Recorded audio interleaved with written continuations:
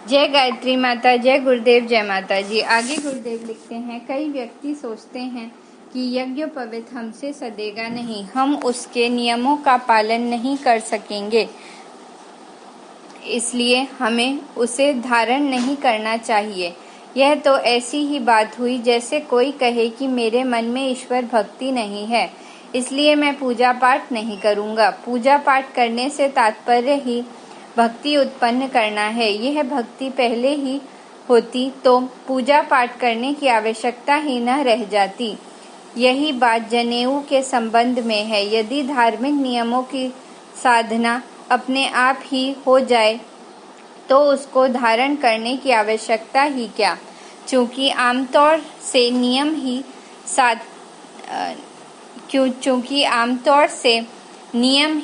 नियम नहीं सधते, इसलिए तो यज्ञोपवीत का प्रतिबंध लगाकर उन नियमों को साधने का प्रयत्न किया जाता है। जो लोग नियम नहीं साध पाते, उन्हीं के लिए सबसे अधिक आवश्यकता जनेऊ धारण करने की है।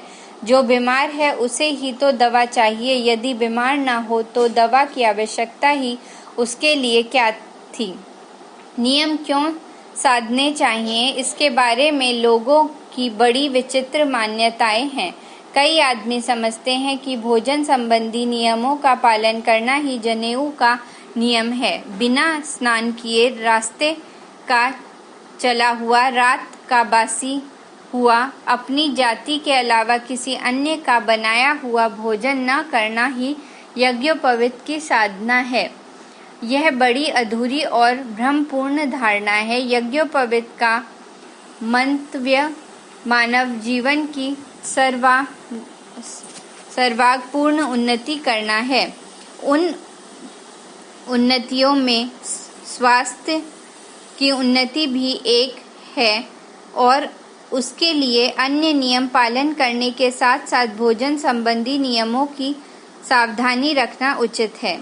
इस दृष्टि से जनेऊधारी के लिए भोजन संबंधी नियमों का पालन करना ठीक है, परंतु जिस प्रकार प्रत्येक द्विज जीवन की सर्वांगीण उन्नति के नियम का पूर्णतया पालन नहीं कर पाता, फिर भी कंधे पर जनेऊ धारण किए रहता है, उसी प्रकार भोजन संबंधी किसी नियम में यदि त्रुटि रह जाए तो यह नहीं समझना चाहिए कि त्रुटि के कारण जनेऊ धारण का अधिकार ही छिन जाता है। यदि झूठ बोलने से, दुराचार की दृष्टि रखने से, बेईमानी करने से, आलस्य, प्रमाद या व्यसनों में ग्रस्त रहने से जनेऊ नहीं टूटता, तो केवल भोजन संबंधी नियम में कभी कभी थोड़ा सा उपवाद आ जाने से नियम टूट जाएगा।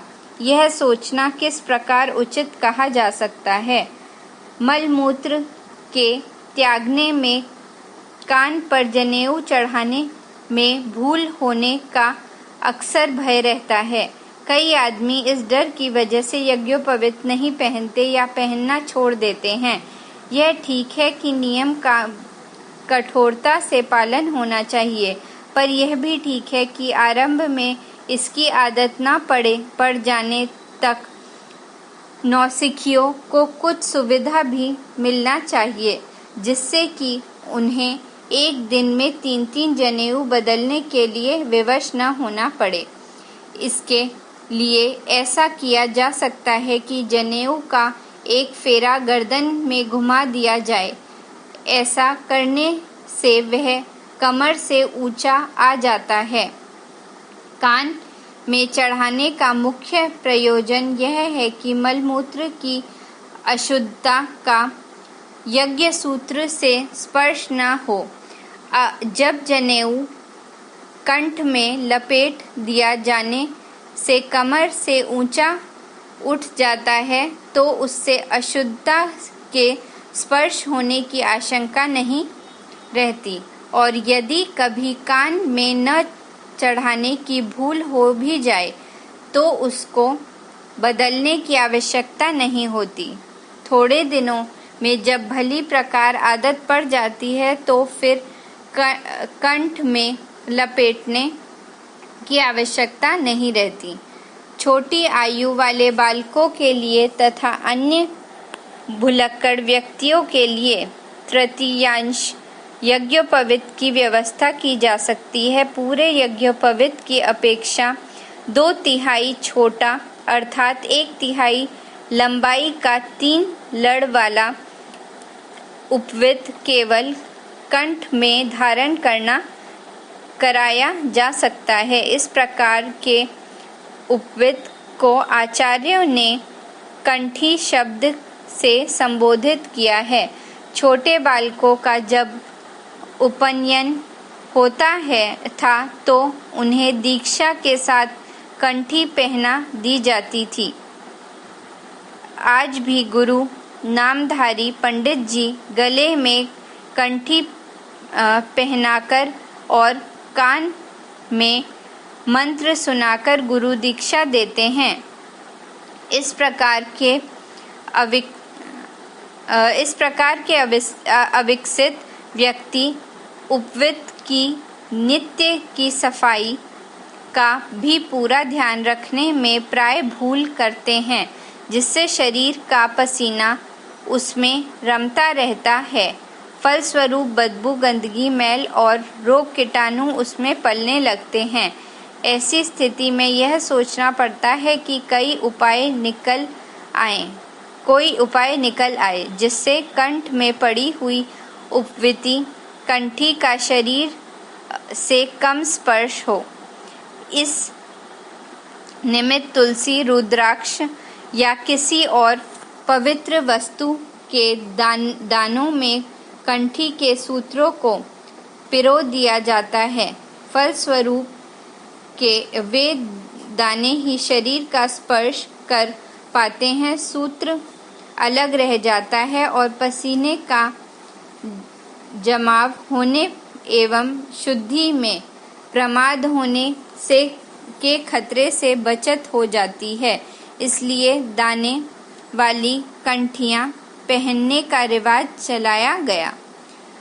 पूर्ण रूप से न सही, आंशिक रूप से सही। गायत्री के साधकों को यज्ञोपवीत अवश्य धारण करना चाहिए, क्योंकि उपनयन गायत्री का मूर्तिमान प्रतीक है। उसे धारण किए बिना भगवती की साधना का धार्मिक अधिकार नहीं मिलता। आजकल नए फैशन में जेवरों का रिवाज कम होता जा रहा है, फिर भी गले में कंठी माला किसी न किसी रूप में स्त्री पुरुष धारण करते हैं। गरीब स्त्रियां कांच के मनकों की कंठियां धारण करती हैं।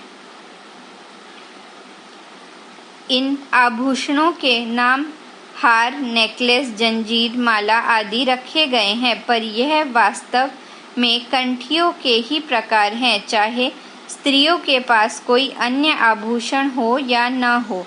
परंतु इतना निश्चित है कि कंठी को गरीब स्त्रियां भी किसी न किसी रूप में अवश्य धारण करती हैं। इससे प्रकट है कि भारतीय नारियों ने अपने सहज धर्म प्रेम को किसी न किसी रूप में जीवित रखा है और उपवीत को किसी न किसी प्रकार धारण किया है। जो लोग उपवीत धारण करने के अधिकार नहीं कहे जाते, जिन्हें कोई दीक्षा नहीं देता, वे भी गले में 3 तार का या 9 तार का डोरा 4 गांठ लगाकर धारण कर लेते हैं। इस प्रकार चिन्ह पूजा हो जाती है। पूरे यज्ञोपवीत का 1/3 लंबा यज्ञोपवीत गले में डाले रहने का भी कहीं कहीं रिवाज है। धन्यवाद।